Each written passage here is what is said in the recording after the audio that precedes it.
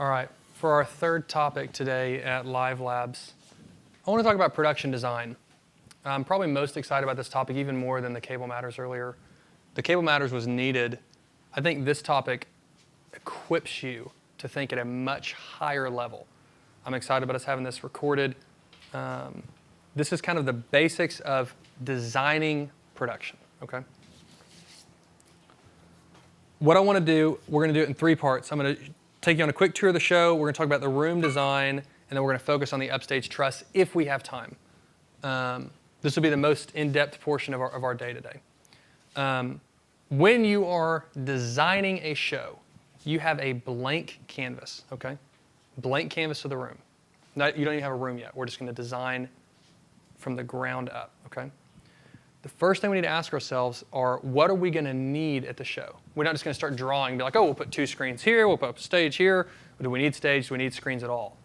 So the first thing we want to do is we want to bullet point out and ask ourselves, what do we need in the 3 departments? And then we can build from there. This is what we do here at avad3. This is what Kara's job is here, the production planner. They answer the phone, they take notes from the customer, and they start planning the show. So we're going to simulate that on a technical level of the production design. So let's say they start talking, okay? And this is kind of awkward. Let's say they start talking, and audio-wise, we're going to have like handheld 1, handheld 2, and we're going to have 8 handhelds, and then we're going to have lav 1, lav 2, we're going to have 4 lavs, and we're going to have Q&A 1, Q&A 2. We're going to have, we said 3 of those. I'm going to make it 4 because I'm a little OCD. We're going to keep the numbers even. We've got. And we're going to say on this particular show, well, we'll do ambient, right? Ambient left and ambient right. That gets all of our mics taken care of on this particular show. Now, because it's kind of a business show backstage, we're going to be playing some videos. So we're going to call that playback left, playback right. We usually like to go ahead and take the headphone out of graphics computers in case their presentation has a sound clip in it or something. I think that's everything for this show that we have at hand, at least. A bunch of wireless, ambient mics, computers, etc. Okay? That's the audio department. Now, that gets us into the mixer. Looks like mixer-wise, we're going to need at least 22 channels, so we'll call it a 32-channel mixer. So the 3 departments, the 3 disciplines. I'll do it with my hands. Audio, we've got all these mics. We've got them coming to the mixer, 32-channel mixer. Where are we going out? So we want to ask ourselves, how many people are going to be in this room? We're going to say this show's got 450 people in it or something like that, okay? Well, I happen to know, just from experience doing the design, about how big of a room that is, so I'll just give you the answer. We're going to want about a 150 by 150 room. We could probably do it, we'll do it in this case, we'll do it by a 120 by 120. It'll be a little cozier, okay? 450 people, easy. When you find out how many people, you want to ask how they're going to be seated. Are they seated theater style, which is how you are today, just chairs stacked in, classroom style with the schoolies, skinny tables in front of them, or at rounds. Theater, schoolies, or rounds. 450 people, we'll do the front half of the room at schoolies, the back half of the room theater style, whatever. So that gets us audio, that gets us mics, mixer. If we got 450 people in a 120-foot size room, we're going to call that, in this case, we're going to say we're going to fly the PA. That's a very broad statement for now, but I want to keep moving through the disciplines. So we're going to have a flown PA of some type because 120 feet deep, you really don't want to be relying on a speaker on a stick to go further than like 60 feet because of its relative. So this speaker is 6 feet from this guy on the front row, and it's going to be 61 feet to the guy on the back row. It's going to have to be ripping loud to get to him. He's going to be bleeding to death. So at that point, we want to hoist the speaker up where the ratio is like 20 feet from this guy and 60 feet from that guy. So it's like a 1-to-3 ratio instead of like a 1-to-10 ratio of 6 feet to 60 feet. That's why we're going to fly the PA. It's a lot of people. It's a big room. We got to get that speaker up. So that's audio. That's mics, mixer, PA. Okay, I'm going to keep moving. So that's audio. Let's do video. Video, we just said they're going to have a couple of videos they need to play on screens. They're going to have graphics computer. Let's say this particular show, just like this show today, we need a single camera to record it, basics. So Let's think about that for a second. The same funnel of sources to destination. Sources.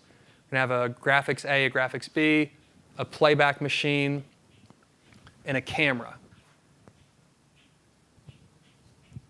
That's our video sources, right? Can't think of anything else. That's going to all need to go to it's an hourglass. It's going to need to go to a switcher. Small switcher, because it really just needs 4 inputs. But let's come back to that. Outputs, where are we going? We're going to a left projector and a right projector.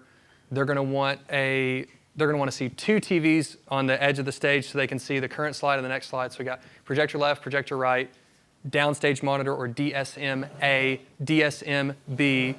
Then they're going to want it recorded, so we've got some sort of a recording device. That's it. So graphics A, B, playback, and camera into a 4-input switcher, but that switcher's got to be able to drive 5 outputs. Well, most switchers aren't like 4 to 5. If you're going to have 5 outputs, it's going to be like a 20-input switcher, just because that's kind of the ratio that they go at. So it's going to be a huge switcher. But whatever. Okay, so that's audio, video. Let's ask ourselves what we're doing about lighting in here, okay? Once we have this kind of gear foundation, then we're going to start putting it where it goes.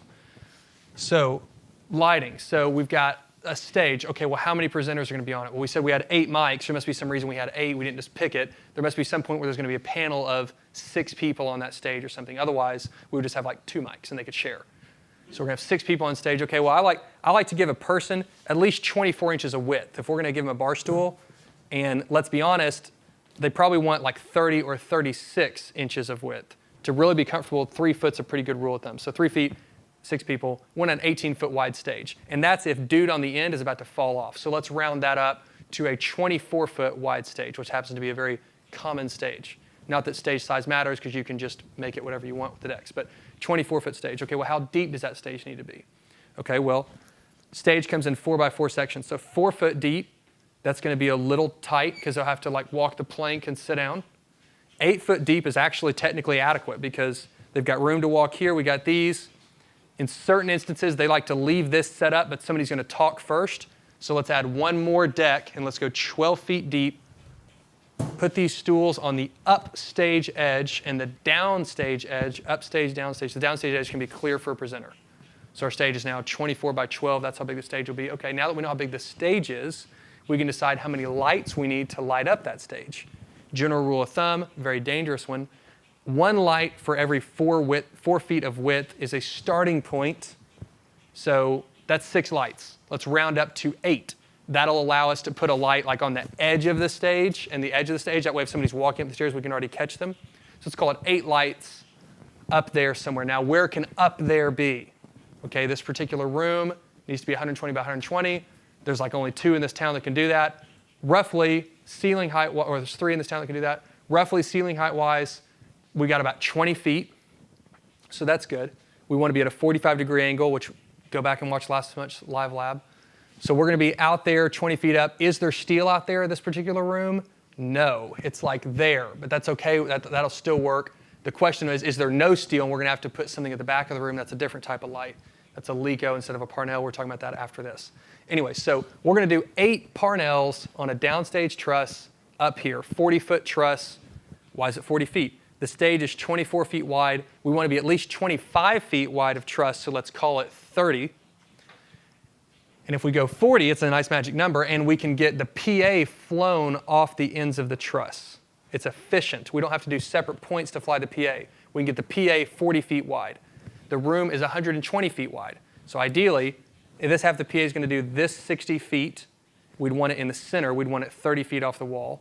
30 feet off the wall. We'd want 60 feet of truss if we were really getting choosy. And let's get choosy. Let's make it 60 feet of truss so that the PA sounds right. If we can't, we can bring the PA in and tow it out a little bit, or bring the PA out and tow it in a little bit. But let's keep it straight. So we'll call it 60 feet of truss with a PA right on the end, 8 lights in the middle, back to lighting. So that's 8 lights to wash the stage. Let's add some lights to do something back here, which what is there back here? An American flag. We need to cover up the American flag. It's permanently on the wall at this venue. Everybody's tired of looking at it. So we're going to do drape here to conceal this. We'll light it. We can uplight that drape, and at least there's something going on. But it looks kind of bad. So the black drape, you light it from the front. It looks like the presenter is just like floating in outer space. So we want to put something back here. Even color still doesn't really look like anything but floating in outer space, no matter how much density you put in the drape. So we're going to hang something back here. We'll call it a set design at some point. Something back here, we'll get to that, on something to, when the camera shot's here, we can see well. So that's roughly, quickly, audio, video, and lighting, what gear's going in here, why is it going in here, etc. We'll put the mixer back there so the audio guy can hear. We'll put the switcher back here so that our footprint out at front of house does not look like NASA. So video guys backstage, audio guys out there, lighting guys typically like to see what they're doing. So we'll put him back there with the audio guy. Lighting console can be extremely basic because it's just basically turn this on and off, make these pink or whatever color this is. Audio, video, lighting, those are the three departments. That's a quick tour of how we're going to get around this show. Now, the main thing I want to rush through that because the main thing I want to talk about is the room design itself. Deciding where everything goes. How to size a stage we covered. Let's talk about stage placement. I'm going to get a white canvas out of here so we can talk about it. We're going to talk through some rigging and where we're putting it and why. Signal flow, baby. Oh, yeah. Then we're going to talk about front of house control, cameras, robos, PAs on the corner of the stage, isolate, minimize energy on the deck, lighting. So we're going to work through these. So first thing is deciding where everything goes, starting with a stage. So let's say we have a blank canvas. We know that this room is 120 by 120, all right? It's a big square.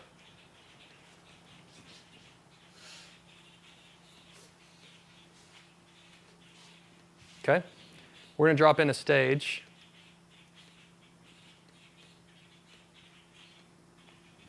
Now, when we're deciding where are we putting the stage, don't make the mistake of just saying the stage goes here. Okay? The stage can go over here. The stage can go on this wall. What we want to ask ourselves is, where are the doors?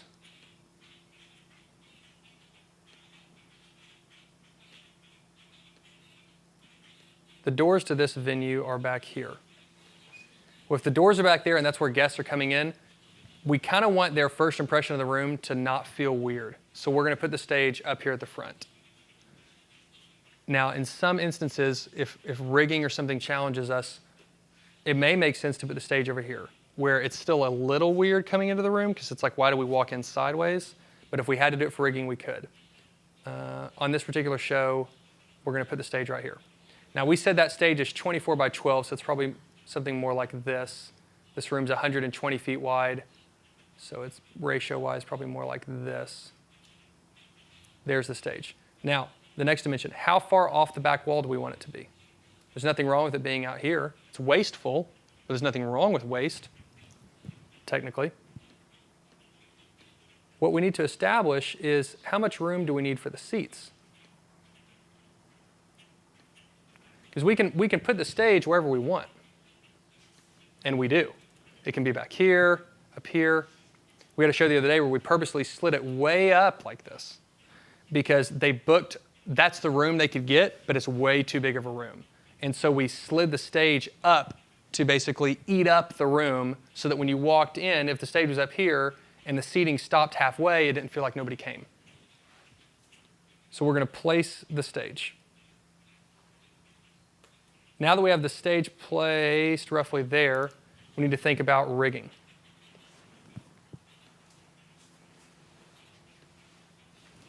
Obviously, the truss needs to be centered. I think that's obvious. If it can be, it'd be ideal for it to be centered as it is here. Watched Live Labs last time. Basically, rule of thumb, the distance from the edge of the stage to the truss should be the height from the edge of the stage to the ceiling. This particular venue, the ceiling's 20 feet. So we want to be 20 feet off the stage. That's not exactly right. We technically want to be 14 feet off the stage. Watch last month's Live Labs when I explained that. So there's the truss. So trying to go quickly here. So now let's start placing the other physical items in this room. Where are we going to put front of house? Okay, you walk in any show, it's always like, oh, there it is. But there's some decisions that have to be made. In a perfect world, if I was mixing this show, I'd want to be like here. But that's why they don't let the audio guys pick. Now, the reason I want to be there is I'm going to get the most accurate stereo image. I've got great sight lines to the stage, everything can see. And if you go to a Justin Timberlake show, the audio guy is right there because the point of the show is music. And one guy's ears are mixing for 20,000 people. So they let him have a good spot. This particular show, that's not going to happen in a million years. So we need to compromise. So we say, okay, we either need to go to the side or we need to go to the back or both. Because here in the middle of the room is just not going to fly. Now, if we go to the side, we can hear this half of the PA pretty well. We're close. If we go to the back and stay in the center, we can hear the whole PA pretty close. This particular show, it's even worse than that. Because this door is here, and because we're going to run all of our cables along this wall, well, they have to run along one wall, right? I mean, they're going to be here or here. We got to go up and over doors if we put it here. And up and over doors sucks a lot. It's going to hurt us on load in, it's going to hurt us on load out. So we're literally going to mix this show from the corner. Okay? Audio guy's not going to be too happy about it. Lighting guy's not going to be too happy about it because he can't really see the stage too well. But they can see the stage well enough. And so front of house is going to go right here.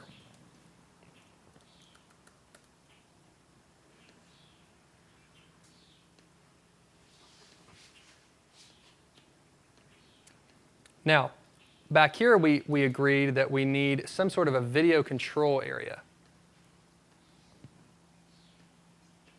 So I'm just doing the departments here. Green for general, blue for audio, red for video.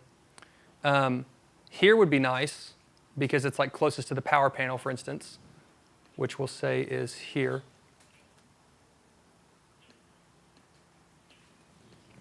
However, that makes the longest runs imaginable for front of house. So we basically want control in front of house to be as close as possible because there's a lot of cables going between the two. So if that's the cable path, right here makes a whole lot of sense because this is the drape line, so we're behind the drape line. This is the cable path, so that's where control can go. So we have the truss, we have the stage, we have front of house and control placed. We said there was a camera on this show. The camera does get to win. It will be front and center. However, it will not be out here in the center of the room. It'll have to be at the back. Now, if we put the further away we put it, the bigger of a lens we have to put on it, which is a segment after this. We're going to talk about lenses, both in lighting and video.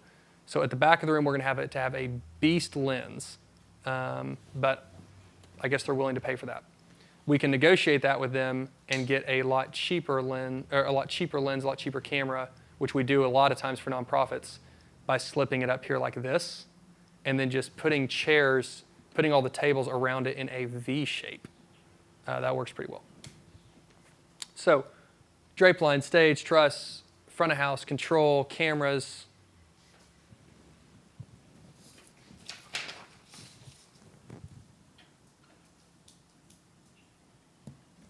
This particular show, let's add a robo, because I had it in my notes. I didn't say that on the quote earlier, but let's add a robotic camera. So where do we place robos and why? Now, if front of house is here and control is here, we're going to ask our presenters to hang out here. Why?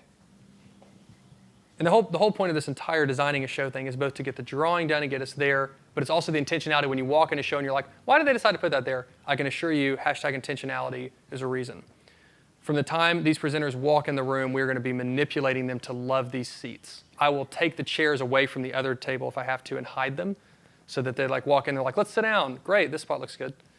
So we're going to put the presenters right here. That is so that when we're at front of house watching the stage, if one of them gets up and wanders off, they like walked right in front of us and we can see them leave. That's a problem. That is so that if they need to check on their graphics, they can walk backstage and do so. And that is so that all the presenters enter from the same dadgum side of the stage every time.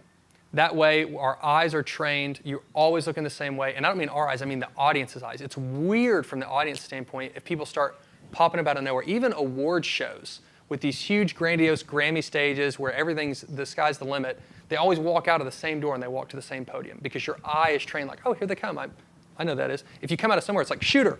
You want to come out of the same spot every time. So if they're going to be coming out through the drape line here, and we have camera 1 who can follow them when they're on stage, we're going to use this second camera, camera 2, as a robo to cover the transition. And we can put this thing anywhere in the world. We can put it back here and have a nice wide shot. We can put it back here and have the reverse wide shot. We can put it here and shoot out, up here, anywhere. But we only have one. And in my opinion, the most useful thing for this thing to do is to cover transitions. So when someone walks up on stage, we want to be able to show like a wide shot that's like, hey, transition's happening, like in an awards show. Hey, we're walking up, and then we'll cut to a tight shot of the podium. So we can put it on this side or that side. I'm going to put it on this side because our presenters are coming from this side. If we put it here, the camera shot every time would be the back of their head taking the stage. So we're going to put it over here. Now we can put this on the floor, we can put it up in the truss, whatever we want. It's a robotic camera, it's remote controlled. I'm going to say we're going to put it on the floor on this show and kind of sneak it into the front row. So we have our camera 1 wide shot, which I'm going to sneak back here. And we have our camera 2 wide shot of the stage happening. Next, the PA. We said that we were going to put the PA on the truss.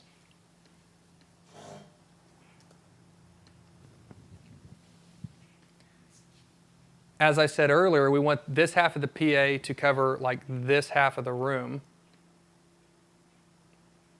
So we're going to center it for this half of the room like that. Hope that makes sense. This one's doing this half of the room. I'm centering it here like this. So now the PA is covering the room adequately. Does that make sense?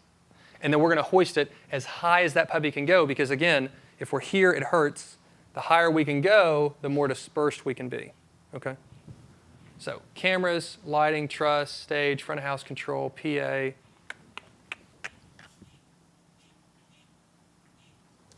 By the way, why did we put the PA here instead of here? Because it has farther to go and it might not reach the back of the room as well.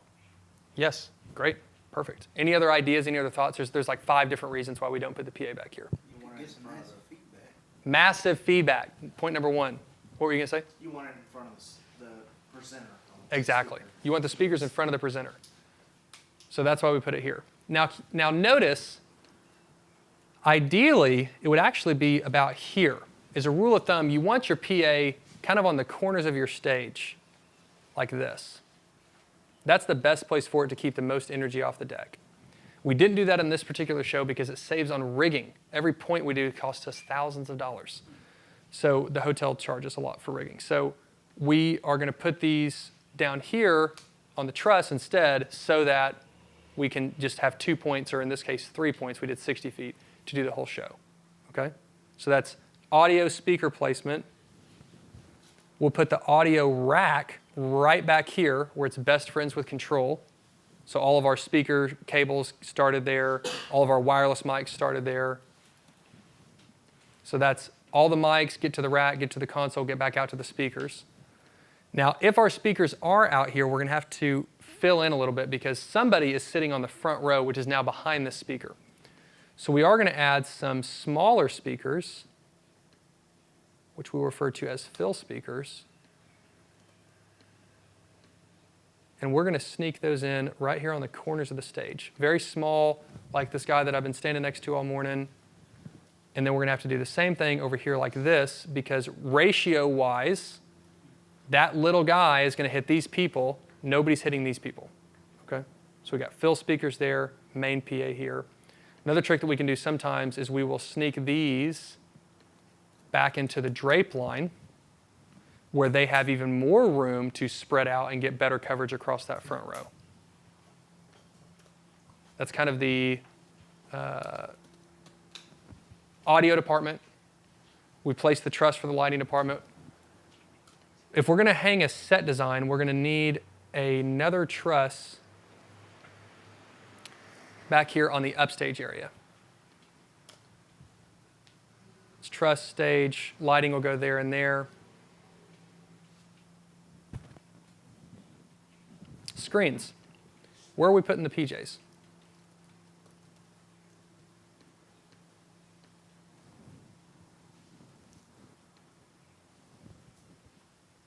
If you're in this room, first of all, why do we do 2 screens instead of 1? Why do we do 2 instead of 5? The perceived size of a screen is everything. This iPhone, if I watch a video in bed, it's the perfect size. If I'm watching Netflix at night, Not so much for you in the front row right now, though. It's apparent size. This is the same size screen that works for me, does not work for you. And so when we think about the size of the room, the distance that we are away from that screen is going to affect how visible it is. So let's say as a rule of thumb, times 6. So if you're 120 feet away, a sixth of that would be 20 feet. 20-foot screen's about right. If you're in a room that's 60 feet deep, a sixth of that would be 10 foot. 10-foot screen's about right. So we're going to put 16-footers or 20-footers in here. We'll call them 20s. Now, if we put them out here, not only will these people in the front row not see them, if we put them back here, they're too far away from the back row. So we've settled them in right here. Does anyone see any other problems with the screen being here?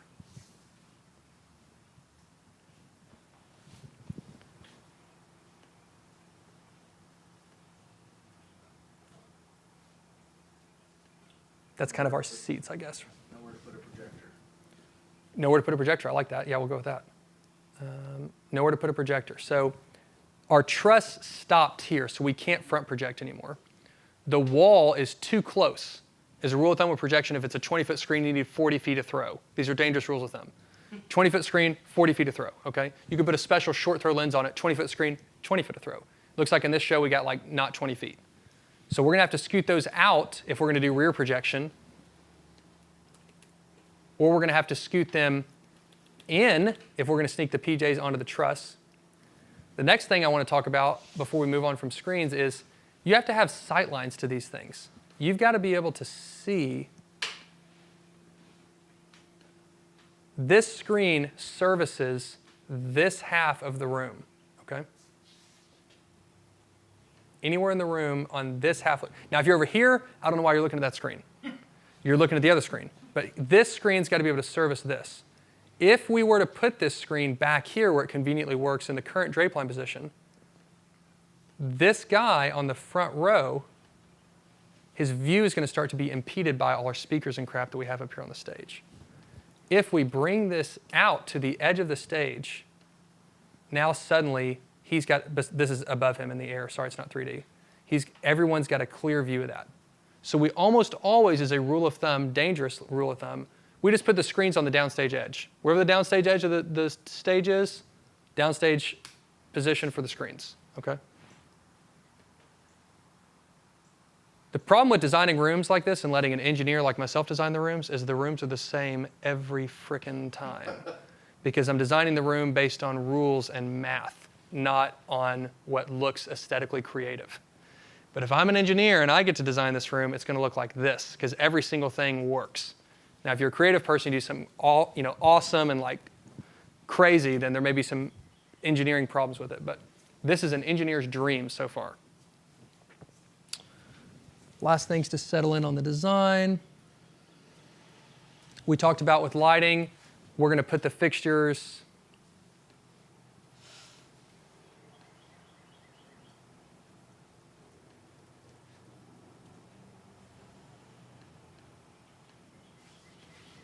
here's the edge of the stage. See that, how that's lining up there? We're going to put the fixtures here, like this, over to here. We don't need the fixtures to be really wide like this, because it starts to create a very weird shadow. If it's way over there, it's like this side of my face is dark. Even though there's one right here, this side of my face is darker than this side. So we want the lights pretty literally pointed straight, which is really convenient and easy. You put them on the truss, you shoot them straight. This is on the internet. Comment below. But I like them pointing straight. No problems. If I'm here and I'm presenting, I'm cool. If I go over here and present, I'm cool. I'm cool. No matter where I go, I got a light pointed straight at me. We're going to hang them just wider than the stage so there's a slight angle in case I go all the way to the edge of the stage and present over here. I've got some light in my face instead of it being like straight on here. And then, of course, we're going to put a crap ton of lights up here on the upstage edge to do the set design. Questions, concerns on how and why we just slopped this thing together the way that we did. The software that Carrie uses is like way sweeter than this. I'm just faster in pages. For those speakers that you have. Here, let me hand you this mic. For this fill speakers that you have in the back, particularly the ones, those two.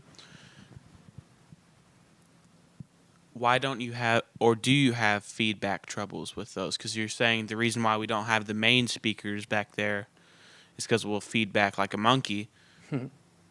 Why do we have the fill speakers back there? Do we still have the same problem? Great question, Ben. Speakers have shapes of their horn patterns, which we're going to talk about in the next section with lighting and video and audio. There's a shape to this. So this speaker here, its coverage looks like this, okay? It has a horn, and its coverage is going to look like that, okay? The same way, this speaker's coverage is going to look like this. However, we're asking this speaker to reach all the way to the back of the seating area, which is why the shape of the cone is this big. We're only asking this speaker to cover the front portion of the area until this speaker takes over, which means its cone is only this big. And you can see here that cone clearly misses the presenter on stage. These speakers that we put on the front are even turned down even further. We're just calling the distance or the throw of the speaker how loud it is turned up. And then these main speakers, we are asking to throw much deeper. So I guess to cover these people, this speaker is going to be turned up more like this. It's bouncing all over this wall, but it's still nowhere near the stage. This speaker turned up to like this.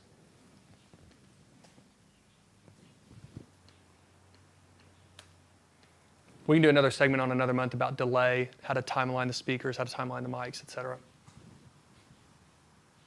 Anything else I'm missing here, Michael? Any other questions or concerns about items that are not on this drawing that you think we normally see in drawings? Like if you're walking into a show and you're like, this went on the drawing? If the power distro needs to be replaced? Yep. So the power distro has got to be somewhere.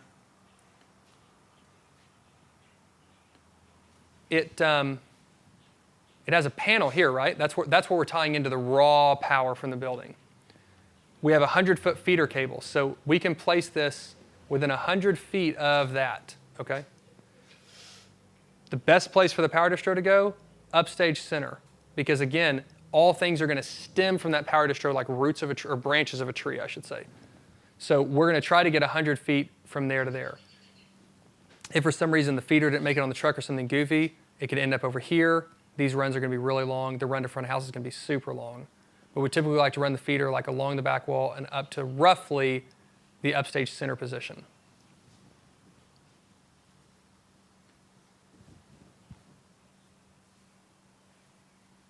Okay, I'm going to keep moving. So now we're going to talk about, here is a finished drawing of the hypothetical show we just did. It's not so hypothetical. This show was back in April. Some of you were on this show. Here's how it ended up. This is Kara's drawing. It's gorgeous compared to mine. 480 people seated.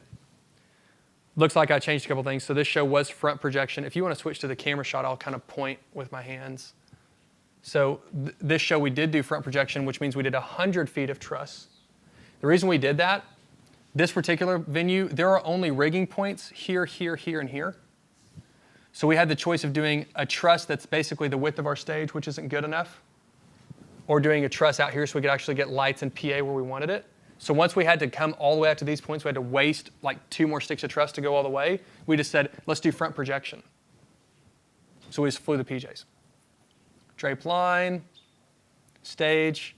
This show is sold out, as you can tell, which means we put the stage all the way up. These are columns that are stuck in the building.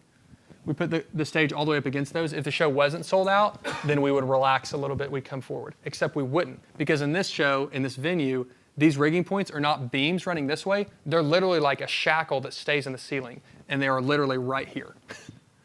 So that's where that truss goes in this room every time, whether you like it or not. So on this show, we can't really pull the stage forward and be like, let's float it out in the room, because the lights would be pointing straight down.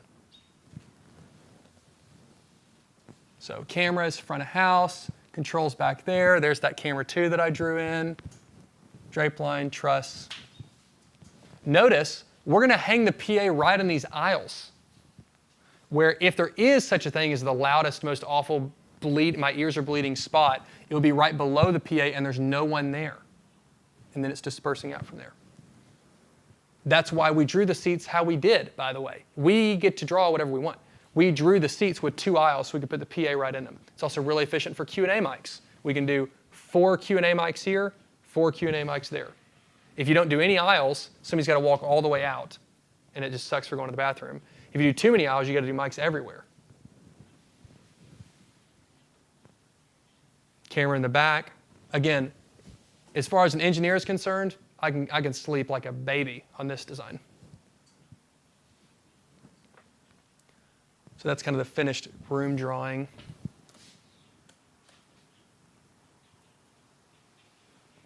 Last thing I want to talk about on this segment, now that we've kind of designed the room, is I want to introduce you to the upstage truss.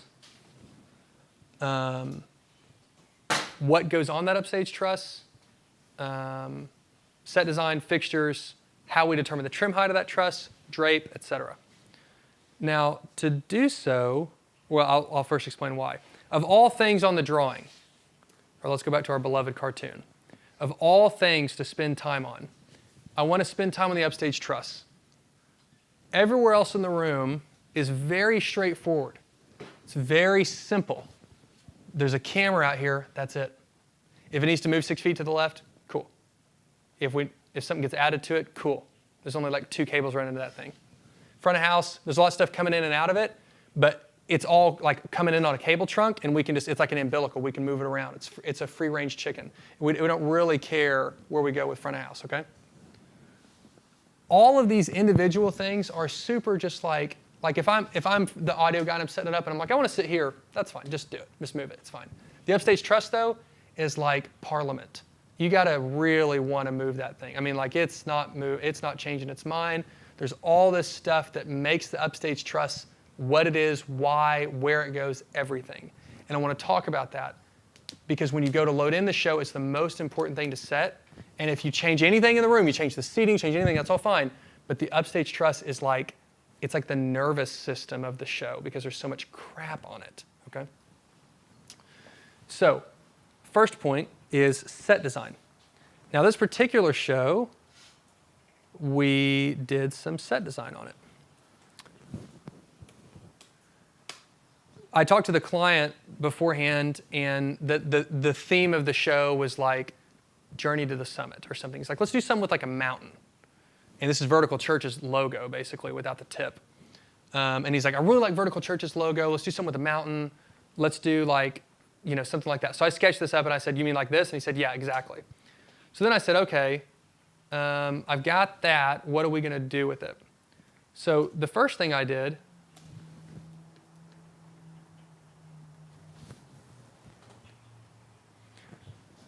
I'll walk you around here with my hands. Here's the stage deck. It's 2 feet high. This is to scale. It's 2 feet high. It's 24 feet wide, okay? I put his boomerang front and center, so when you walk in the room, it's like, there it is, okay? I only did 1 boomerang instead of 2 boomerangs because it's Journey to the Summit, not Journey to the Summits. It would have been cool to do 2. I would have liked the balance of 2. But then, if you do 2, when presenters hang out center stage all the time. Hang out center stage, there's nothing behind it. So it's 1, it's in the center, there's something behind the presenter, and there's a Journey to the Summit. Well, the problem is, presenters like to walk over here a lot too, and that bothers me, because then it's a black abyss. So I just took these stripes, and again, I was just sketching this out. I had no idea what this stuff was. I just said, it'd be cool if we could do some like things coming out from it. It also lets us to do 2 colors. Like we can do a color on the sides, color in the middle, as I showed here. So that's a stage. That's the thing that he wants to see, and something that's cheap to give us something back there for the rest of the time. That way, if a presenter stands over here, there's something in the camera shot. The rest of it is black drape. You can see here, this is our quote-unquote upstage truss, which in this drawing is, it is 40 feet of upstage truss, okay? 24 foot wide, 40 feet of upstage truss to scale, flown above it. I had to draw that because the ceilings in this room are only 20 feet, and I needed to scale, see how tall that is so I could play with how big is my set design going to be. From there, I expanded the size of the set design or shrunk the size of the set design, changed the width, changed it, and then I could send this to a printer and have them start working on generating this. We got strips, we got arrow, we got strips. Well, then I was like, it'd kind of be cool to, if you're looking at this, ignore the yellow for a second. It seems to me like it kind of just floats in the abyss and there's nothing really framing it in. The presenter just kind of like walks up and there he is, and you can't really tell is the stage here, is it there? So I said it'd be cool to kind of put something up here to kind of frame it, to say here is the stage. That way, when you're like taking notes and you look up, the stage is framed up. So this is kind of my initial sketch of like that's what it could look like. Well then, I want to show you on a grander scale how I determined the other elements. So still to scale, but zoomed out. This is the mock-up I sent the client just to say, hey, is this cool? I know it looks terrible, but is this like a concept that we could do? So these screens are to scale, which this is the front of the room. If somehow you could like do like a front plane of that wall, this is it. Those screens are that size. I drew this to show those are the holes in the drape line, so we can see where is the presenter going to come in and out. There's the stage. I changed the set design. I went to a really narrow strip because I drew a 6-foot man who's a blob on the stage, and as he paced back and forth, basically we were only getting one blue stripe like at his knees, and the other one we weren't really seeing. And so I thought, well, if we do thin ones, we can do more, and then we can incorporate them where the thin one matches each band, which looks cooler. Now what I did is I drew a 6-foot man, and then I drew a 16:9 shape box around them to simulate what's an average camera shot. And I just pulled a camera shot off of one of our cord feeds and said, okay, it's from her waist up, so the shot's gonna be from waist up. And that told me on our set design how much we actually gonna get to see, which is how I then determined the height of the orange thing. Do we want the orange thing down at her ankles? Do we want it to poke out above her? I determined the height of the blue things to match and played with all that ahead of time so that we knew what we were doing on the upstage edge. I put in these panels to kind of frame the screens, frame the stage. That was the set design, okay? Now the question is how we're going to light the set design. Well, here, I guess we can stay in. In here, we need to be able to hit, well, that's terrible. Here. We need to be able to hit these 6 panels with some light, okay? I kind of like the idea of doing the ones on this side a little different than that. So I wanted one set of lights on this one set of lights on that one. Now at 20 feet, we're going to have to light from below and above to get any kind of saturation there. So we can put battens and LEDs on the floor, but we're going to have to put some lights up here. So I just said, well, let's put a batten and a batten, and then if that took 1, let's go like 3 more. So we'll do 1, 2, plus 3 and 3. We got 8 battens up on the upstage truss. We'll put 8 on the ground, and those will light here, and then these strips to make them blue, as seen here, accordingly, okay? So the first thing we're going to put on this upstage truss is the set design. We're going to hang that set design. We're going to hang those panels with fishing line, whatever. Now that we have the set design established, because the set design, that's why I drew the box around the presenter, that's going to be kind of like what's seen and perceived. Everything else we're trying to hide. So we want to base it on that way, not the other way around, even though I'm an engineer. So we're going to place the set design now. What fixtures do we need? Which we said we're going to do 8 battens up high, 8 battens down low. Next, with the upstage truss, we need to get it power and signal, which I know those 8 battens can run on 120 amp circuit. That's great. So 120 amp circuit up high, 120 amp circuit down low. Signal can run up there and dead end. Signal can come down here and dead end. Trim height, darn near always want it to go as high as it can go. Now, if this is an outdoor show, just start to think about the front of the room.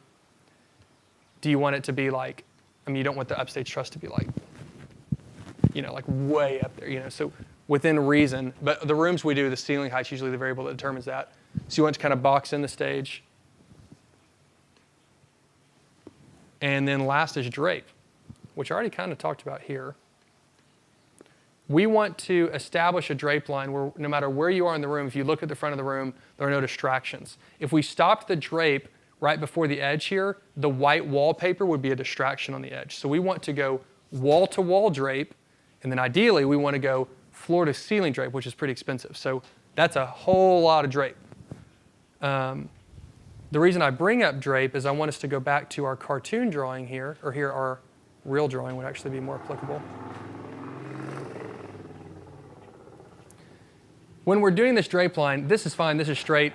We're doing this angle so that if a presenter comes up, they're not like popping up from behind. Like they come out of the drape and then they take the stage in front of us. If the drape came this way, they would take the stage from behind the drape, which works really well for an award show because it's clean. But on like a meeting, it's kind of weird. Also, if we did the drape line here like this, if we did the drape line like this, now this person can't see all the stage. See that? So this drape line is here because it mimics the angle of dude's seat to the corner of the stage. Then the screens are roughly equal with the downstage edge. And that's that. The reason the upstage truss is so sacred, so dangerous, so not movable is because on this show, we're all the way up against the pillars. We're going to go all the way high. The set design and the entire perception of what we sold the client was based on that look. So when it comes time to set the room, the first thing that we're going to do is set that upstage truss against those pillars, build the stage in front of it, and then work out from there. That's why we don't set the TVs or something. We go from wall out. I think that's most of what I want to cover on designing a show. Mostly just wanted to kind of hit on the theme that everything's intentional. We don't just throw the stuff in the room and kind of see what happens. We do all this ahead of time. It's all measured out. So when we get on site, we know what we're doing. There's enough stuff to improvise on site as it is, let alone trying to make up where the stage is going to go. Hopefully that helps you if you ever had to lay out or draw something, either like if there was a band or a concert, and you're like, okay, where am I going to put the stage and why? What's the seating going to look like and why? You'd be able to lay out a room in a way that makes sense technically and aesthetically across the board. I think that's it for room design and production design. I think I'll wrap it up there.